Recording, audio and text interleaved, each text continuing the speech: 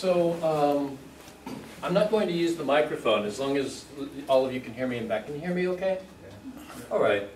And it's a small group here, so I'll try not to make too much of a show about this. If I'd known it was so small, I wouldn't have made a PowerPoint at all, because usually I just lecture in front of a whiteboard and write my notes up there. So a little bit about me. Yeah, I'm a military veteran. I was in the Navy from 1984 to 1988. During the time of the Cold War, I was on aircraft carriers. 1990, I came here to Prague for the first time. And I've been here on and off since then, with stints in between in California and in Sweden and Laos and Korea and many other countries. So I've seen firsthand the skill with which people can sabotage projects, can sabotage work, can sabotage societies. The reason I wanted to give this lecture today is because normally my specialization is telling people how to make a project succeed, right? And the ways to make projects succeed are relatively straightforward. Having clear communications, ensuring that the users of the product are represented in the development of the system, having strong testing, these sorts of things are well understood. But sometimes you can do everything right and still have a failure. And often the reason for this is that somebody within or outside the organization has actually sabotaged your work.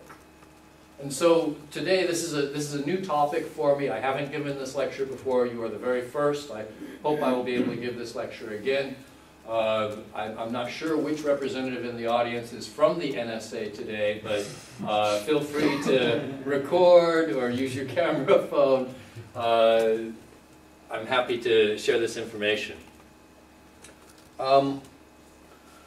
So I want to talk about why people sabotage projects. And the reasons can be both intentional and unintentional. Sometimes people sabotage projects without meaning to. In fact, they actually don't want to sabotage the project at all. They want it to be successful, but they've got bad habits that actually lead to the sabotage. And then other times, of course, you actually have people who are disgruntled, who intentionally work to make sure that your project will not succeed. The origin of the word sabotage comes from the French. It's a word for the Dutch wooden shoes. Right? You've seen those wooden shoes. And there's a couple of theories of how that word came to have its current meaning. The first is that an army wearing wooden shoes would be so loud that they would know you're coming and you would all get slaughtered. The second meaning would be that during the Industrial Revolution, the workers would take their wooden shoes and throw them into the machinery, breaking it. And the third meaning is that sabot is also the word for a railway tie, the wooden piece that holds the two rails together.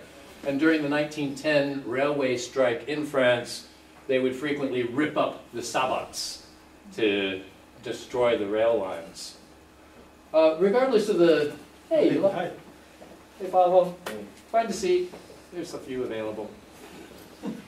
So regardless of the origin of the word, I think the definition is clear. It's an intentional or unintentional act that results in great damage at very low cost and often low risk. So sabotage is something that has been around forever. You can find examples in the Bible where Jezebel, for example, seducing the leaders of the Israelites and therefore sabotaging their efforts, or the fall of Jericho. All of these things are well documented. Sabotage is nothing new. And again, the reason why, because it works. It works really, really well. In fact, it's a lot easier to sabotage something than to build something new. Who is it that does the sabotage? Well, the answer is disturbing. It's your best friend. It's your most trusted employees. It's the leaders of the project themselves. It's the owner of the company. It's the secretary. It could be anybody in your organization. And again, whether intentionally or unintentionally, they are able to sabotage all of your work. It's a way of speaking truth to power. It's a way of the David taking on Goliath. It's a way of the little guy undermining the authoritarian structures. My favorite example of sabotage happened right here in Prague in 1968 when the Soviet army invaded and the people went up and did something very, very simple. Took down the street signs. Yeah? Try to navigate through Prague when there's no street signs. And that caused an unlimited amount of confusion and delay in the Russian soldiers attempting to put down the populace. So that's a quick overview of why we do sabotage, who does it, and how it's done. Now, recognizing the power of sabotage, the OSS, which was the predecessor of the CIA, actually created a field manual during World War II that they distributed to the French resistance, among others, giving explicit instructions on how to sabotage. Now, of course, there was a lot of information about how to disrupt railway lines, how to put a coin into a light fixture, and then when you turn on the light, you get a fire or short out the entire system. But what was really interesting to me was the final pages of this simple field manual to sabotage, where they talk about general principles and how to sabotage within an office environment. And I read these instructions and I said, wow, that sounds like an everyday story of work in the modern technological society. So let me go through some of the recommendations from the simple sabotage field manual that was put out by the CIA. Now let's see if you recognize some of these principles. So, no matter who you are, no matter what your position, here is how you can sabotage projects. Number one, call lots of meetings. How many of you have sat in hour after hour of meeting and nothing gets done? And it seems sometimes that you're going to have a meeting to discuss the meetings about the meetings, right? If you want to delay a project, if you want to make sure that nothing happens, have lots and lots and lots of meetings. The second is make long speeches. Right? During the meeting, it's not enough just to sit there. No, you've got to stand up and tell them all about all of your great ideas. And especially making patriotic speeches. You know, if you're working for Microsoft, call a meeting and tell everyone how much you love Microsoft, how much you love Bill Gates. Wasting unlimited time. So, by the way, to not sabotage this, I'm going to try to end a lot earlier than 12:30 so that we'll all have plenty of time for lunch. So, if you see me going too late, you guys in the back just, yeah, Fred, shut up. Create committees, right? If one person can do it, obviously 25 people could do it even better. I like to give the example of asking people, what is your favorite food? Right, we'll get a list. We'll have steak, and we'll have sushi, and we'll have chocolate milkshake, and vepřo knedlo zelo. And of course, the best way to make a best meal of all these favorite foods is put them all in a blender, and then serve that. Okay, this is what happens with committees, is good ideas are destroyed. Good ideas turn mediocre. Because a committee is an organization with more than 6 legs and less than 1 brain. Talk about irrelevant topics. How many times have you gone to a lecture and you're expecting they're going to be talking about something you're interested in, and then they end up talking about something totally different? Or you go to a meeting and it's supposed to be talking about the budget, but actually we start talking about what everyone did on their last Friday night?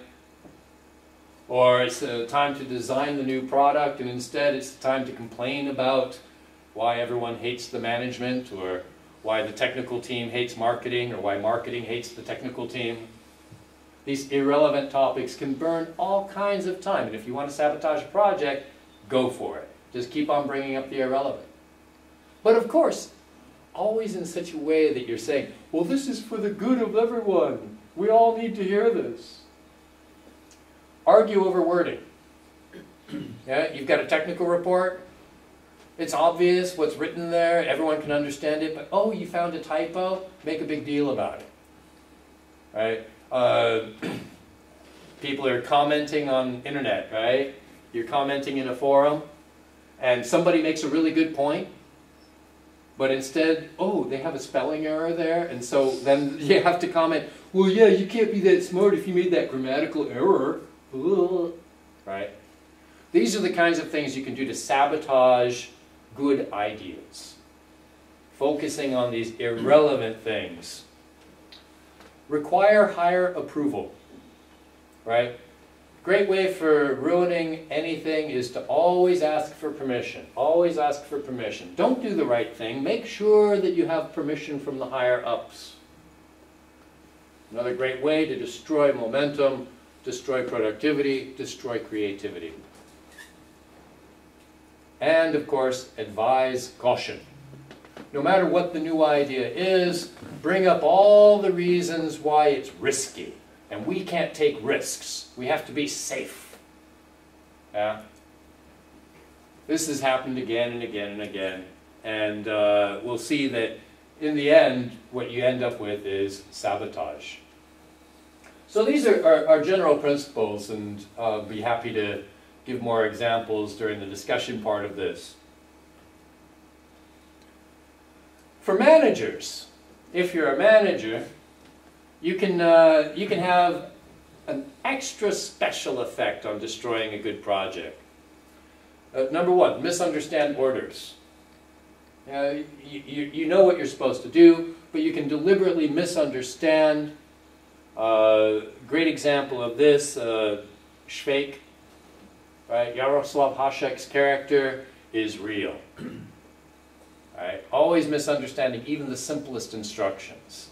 Think of the times that you've worked on a project and you've told somebody to do something, and then it's clear they didn't understand, and they do something totally different, and it destroys all of your efforts. If you can do that deliberately, you will destroy a project. Delay delivery. Insist on perfection. One of the major problems in software development, which is my specialty, is testing criteria that are so strict that they ignore the reality of what the users are likely to expect. Or finding one tiny irrelevant error that would only be caused under certain specific and unique circumstances, and using that as a justification for killing the entire project. Right? Insisting on perfection instead of what is good enough to meet your needs. In any organization, delaying restocking. So instead of ordering materials in advance, wait until the last minute. If you're running a restaurant, make sure that you run out of eggs and shut down the entire place because you don't have that one essential ingredient. And another variation on that is using old tools. Recently, I had a contract to create training videos for a large multinational corporation that has an office here in Prague. And so I wrote the scripts, got everything set up, and then they told me that, oh, well, but you can't have any video editing software. Just use Camtasia, screen capture software. Trying to make you use tools that are inefficient, slow, and poorly suited for the job. This is a common way that you can ensure that your underlings will not succeed. Create complex processes. An example of this will be the government procurement process, right? Where the process for just getting the contract is so complex and requires so much paperwork that only the very biggest and most bureaucratic firms are able to even submit the tender to get the contract. There's a great example of that happening right now in the United States, the Affordable Health Care Act, also known as Obamacare. I think you've all heard about what a miserable failure this is. Well, part of the reason why is the only firms that were able to bid on that work were these huge companies with complex processes that didn't really want to communicate well, and no nimble, agile companies were even considered to do the work. So as a result, they have 55 independent contractors working on this system, and it turns out that the front-end developers were not allowed to talk to the back-end developers. And as a result, they've got project failure, and it's a great embarrassment to the administration. Do the least important work first. All right? A lot of times when you're faced with a big task, when you're faced with some difficult thing to do, it's easier to focus on what you know how to do rather than what you need to do. Right? So, for example, if my job is to create a website, perhaps I'll spend all of the time working on the logo, and I won't ever think about the actual interactions that are required to get the users from where they are to where they want to be. Because that irrelevant task can be done more easily, and by putting all of my time into that, then I will have no time left over to do the important work. Don't train your workers. If you're a manager, right, you don't want anyone else to know how to do your job, because then you might be fired. You're replaceable. So make sure that you never tell anyone else what you're doing. Don't show anyone else how to do your job. All right? Then you have job security forever. The alternative of that is what's known as the hit by a bus problem. Again, large company right here in Prague, I recently had a contract with. Their entire company, globally, depends on one computer system. And there's only one guy who knows how it works. And if he gets hit by a bus, everybody is out of a job. Another example, the city of San Francisco a few years ago had a system administrator who apparently was the only one who knew how to do his job. He had never shown it to anyone else, never trained anybody else on it. And he became a little bit upset because he wasn't getting the recognition he deserved. And he literally held the city of San Francisco hostage. They had to put him in jail. And that even wasn't enough, because he had built-in backdoors and fail-safe switches where if he didn't enter a certain code every week, the whole thing would just blow up. It took the mayor of San Francisco personally getting down on his hands and knees and begging this guy to please, please not blow up the system to avert catastrophe. So this is what happens when you keep all the knowledge in your head alone. So as a manager, as the boss of a company, yeah, don't tell anyone what you're doing. Don't tell anyone your plans. Keep it all a surprise. And you will sabotage the efforts of everyone. But the most important way to sabotage your organization is to reward incompetence and punish performance. Now think of this. You've all been in organizations where you've been working, and you look and you see that, you know, the dork who never knows how to do his job properly gets promoted. And the really competent people end up just having to do more work and more work and more work and more work and get no recognition at all. Well, that's going to create the conditions for sabotage. Both because the incompetent people have been promoted to a position of power, and because the people who actually know how things are working are getting angrier and angrier every day. Not that any of you have ever seen this, right? Now for workers, simply slack off. Right? Have a beer at work. Have 3. Make sure that you do your work as slowly as possible. Just fast enough so you don't get fired, but slow enough that it delays everybody else. Alternative to that is following orders exactly. Has everybody read Dobry Voyage Fate? No. Okay, if you're a manager, if you're concerned about the future, if you're interested in sociology, I highly recommend Jaroslav Hašek. Right? He describes exactly how the world actually works when people are disgusted with the environment they find themselves in. Because what they can do is to smile right in your face, that famous fake smile, and do exactly what they were told in such a way that you get the exact opposite of what you wanted. Right? Actually ends up being taken prisoner by his own side and then by the other side, and all because he was following orders. Yeah? The alternative to that is punish harshly anybody who disagrees with you. Right? For those of you who are managers, the most valuable person in the organization is probably the one you like least. Because they're always giving you trouble. Always disagreeing with you. Always telling you, yeah, but if we do it that way, we're going to have these problems. Yeah? They're the most valuable person because they're not going to just follow orders exactly. They're actually going to try to do a good job. The one who you think of as your best buddy, the one who you're going to promote, you know, one who always does exactly what you say, they're the ones who are sabotaging your success. Keep an eye out for that. Another great way, spread rumors. Did you hear that the Inovacentrum, it's actually sponsored by the CIA? Yeah. And the reason it exists is just to steal your good ideas so that Obama can come and take over your economy. Yeah, and when they give you that surgery, they're going to put a little chip inside of you and be tracking you everywhere. And anybody on Facebook?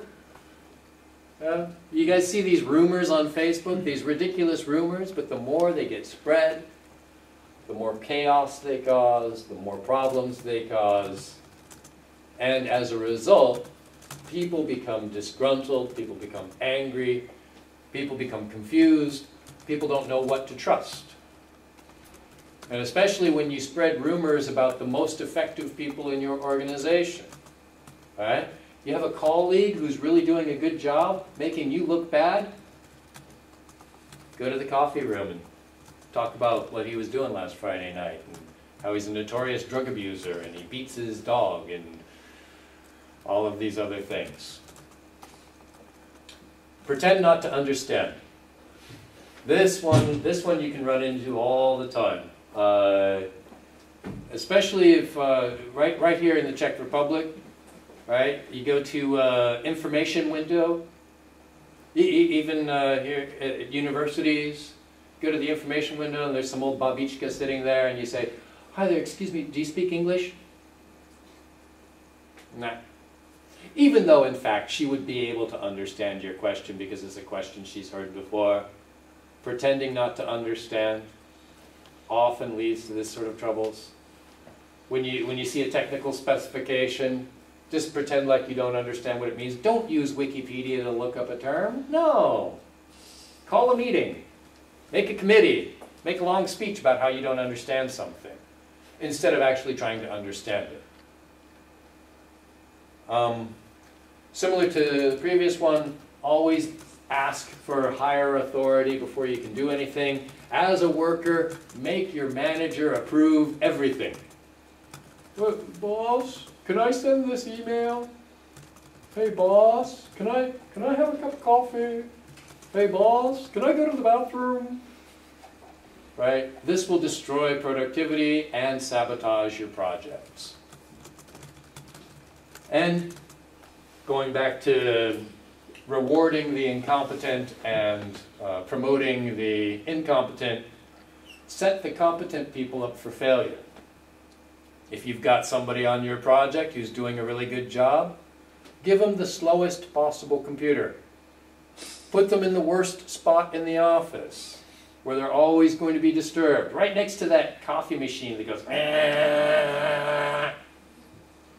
Make sure that you interrupt creative people as often as possible. Right? Make your creative people attend meetings. So setting people up for failure. And then give long answers to trivial questions. You've probably seen this where, you know, you'll ask someone something relatively simple. Hey, do you think you could hook up my computer? Well, you know, it really depends on whether or not we're going to use the 64-bit implementation and whether or not I can get the LAN cable in here. And you know, of course, we will have to have a complete form filled out and make sure that we get permission from it. Right? Make the simple complex, because complex things are confusing and intimidating and they will drop everyone's momentum. So that's it. That's the meat of my talk. But I did want to talk about some future trends and some problems that we can see emerging as sabotage becomes more prevalent. Okay? Nassim Taleb has recently written a new book. You probably are familiar with The Black Swan. His new book is called Anti-Fragility. And his main point is that complex things are fragile. Fragile things are easily broken. And as complexity in technology increases, as complexity in economic relationships increase, as supply chains spread around the world, and you become more and more dependent on just-in-time delivery and efficiency instead of redundancy, you are opening yourself up to a situation where things can fail in one small point and have catastrophic effects across the entire network. Right? As this continues and grows, this is going to become more and more serious, and it's a great weakness for advanced societies. Taleb makes the point that the human body has 2 kidneys and 2 lungs. A management consultant would come in and say, well, you don't need 2 lungs, you can get by fine on just 1. And sell that extra kidney, and then you'll have more money for investing in... You don't really need 2 arms, 1 of them is more than enough. Right? So make sure that if you want to sabotage things, that you've got complex systems without backup, without redundancy. Even think about that word, redundant. That's the modern term we use when we fire people. We say, I'm sorry, but you're redundant. We're going to let you go. But in fact, redundancy is one of the key ways that we can protect ourselves from failure. Just like we have to train people at what our job is so that if you're hurt, someone else can take over. If we don't have redundancy built into our systems, they are fragile, and the more fragile a system, the more likely it is that it's going to be subject to sabotage. And it's going to be easy to sabotage. If we take the example of the rail networks again, you know, a railway is a long, complex thing. Take out one tie in the right place, and the entire system is useless. You know, there's intentional sabotage. And this can be because of ideological reasons or personal reasons. So, example of intentional sabotage, Stuxnet. This was the virus that was developed by probably the NSA and the Israelis, where they took very nice little USB drives and just sort of dropped them in the parking lot. And then somebody said, hey, look, cool, I found a USB drive. And they stuck it in, and it had a virus that looked for specific systems that control hardware. In this case, the centrifuges for refining uranium. Right? So that is an ideologically motivated example of sabotage. And it took something just as simple as a USB drive to infect and destroy thousands of machines, where the monitors would show you that everything is running fine, when in fact They were rotating so fast that they blew themselves apart. You can have personal reasons. Back, must have been 15 years ago, I was working for a company in San Diego, and there was a talented programmer who was quite disgusted with how things were going because he wasn't the nicest guy in the world, wasn't the easiest to get along with, wasn't always very friendly, but he was really good at his job. And he saw other people getting promoted just because they weren't very good at their jobs, but they were so nice, right? And suddenly one day, there was a terrible smell in the entire office. And we looked around and we saw that the toilet was flooding and there was raw sewage coming out of the bathroom and going into the hallway and running, and nobody could stop it. And I found out, because I was one of the few people who would talk to this guy, yeah, he flushed an entire roll of toilet paper down the toilet just because he was angry. He wasn't happy with the people he was working with. So there can be personal reasons, there can be ideological reasons, and that's where the intentional sabotage will come from. But let's be realistic. Sometimes sabotage is unintentional. You can have somebody who doesn't really mean to mess things up, but they're simply incompetent, right? They didn't get trained on how to do their job, or they got promoted to a job where they don't have the ability to deliver. You can have incompetence where, you know, people think they're doing the right thing, and they're just mistrained. You could also have the unintentional habits, right? It's not that Bob wants to destroy your company.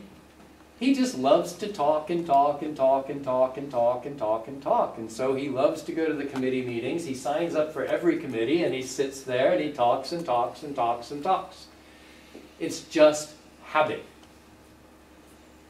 And finally, you can have unintentional sabotage as also the result of ideology or personal reasons, right? You know, maybe somebody has a problem with alcohol or with drugs, and they come in and they're loaded, and as a result, the project gets sabotaged. Or perhaps they have an ideology that requires them to perform certain rituals at a certain time, which does not coordinate well with the efforts of everyone else. So not all sabotage is intentional. And that's important to know if you are a manager. So what can you do to prevent sabotage, right? Because I think everything I've spoken about here is really obvious. It's all common sense, right? The hard part is how do you detect it and how do you prevent it? And the first part is detection. You know, look to see who is it who's always going to all the meetings and talking and talking and talking. Who is actually performing these actions that I put into the list? And how do you prevent it? Tell them to stop. Explain to them the actions that they're performing and the effects that they're having on everyone else. And it needs to be fast. It needs to be cut off at the very beginning, because these sorts of things tend to escalate and they set this bad example, which is then copied by others. You have to explain the consequences of sabotage to the people on your team as a manager. Right? In wartime, sabotage, the consequence is death. Immediate. No trial, no judge. We take you out in the back and we shoot you in the head. Okay?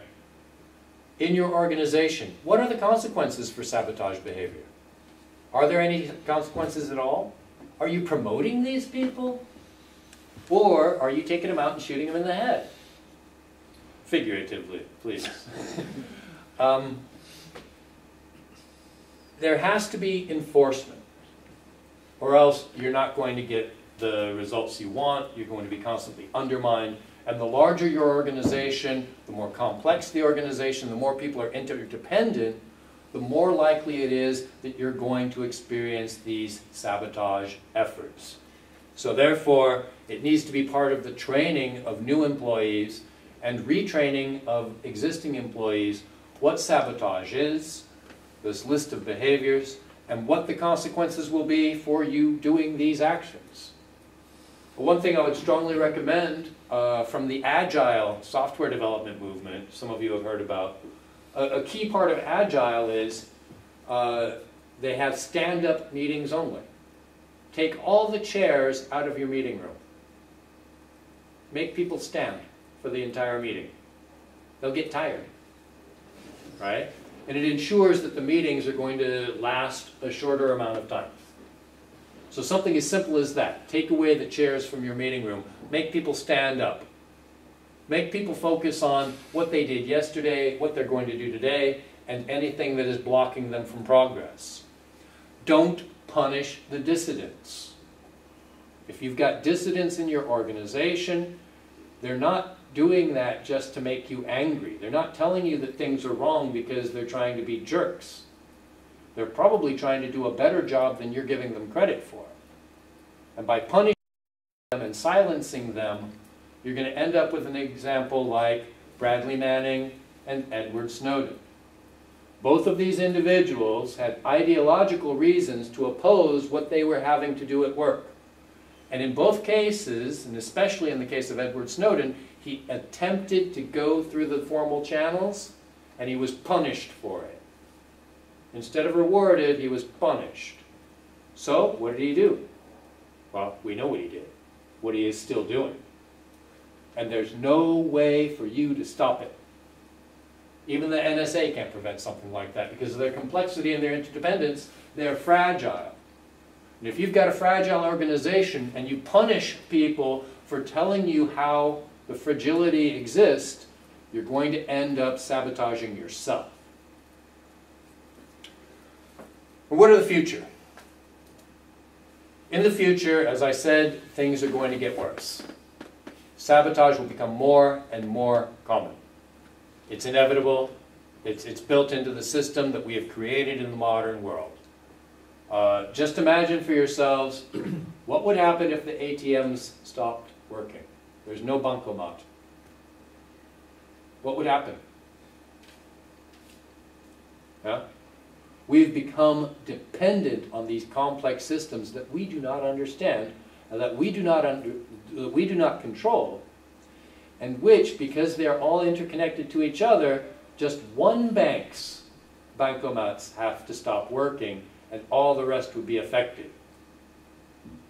Think about that if you want to lose some sleep at night. How the city would react to nobody being able to get their money. Because you don't have money.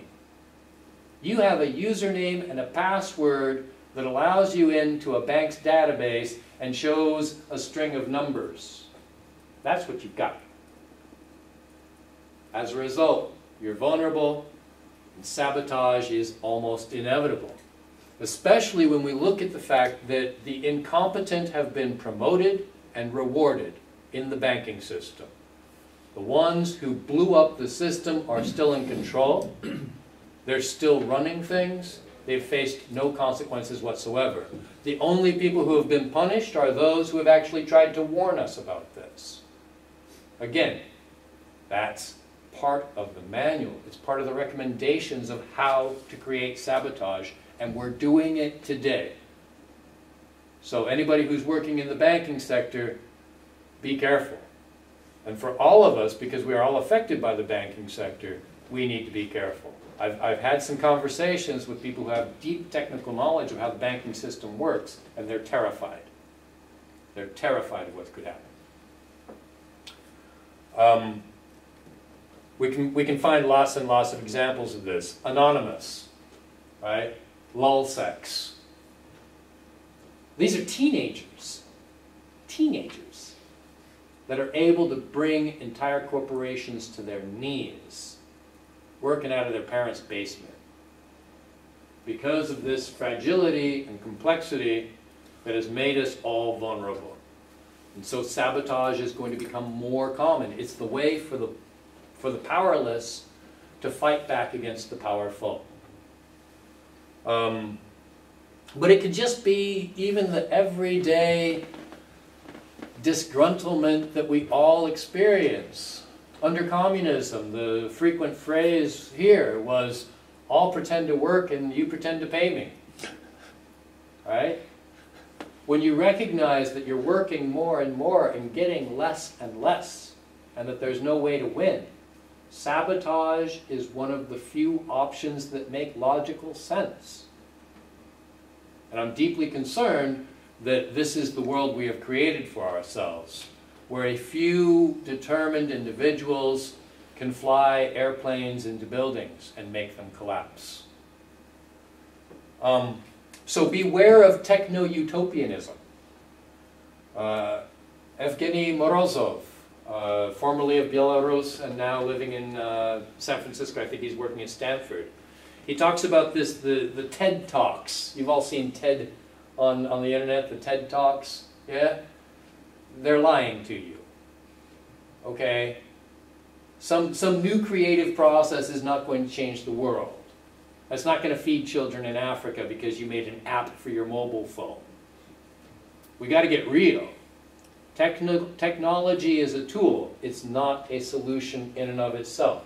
Technology does not necessarily make societies more free.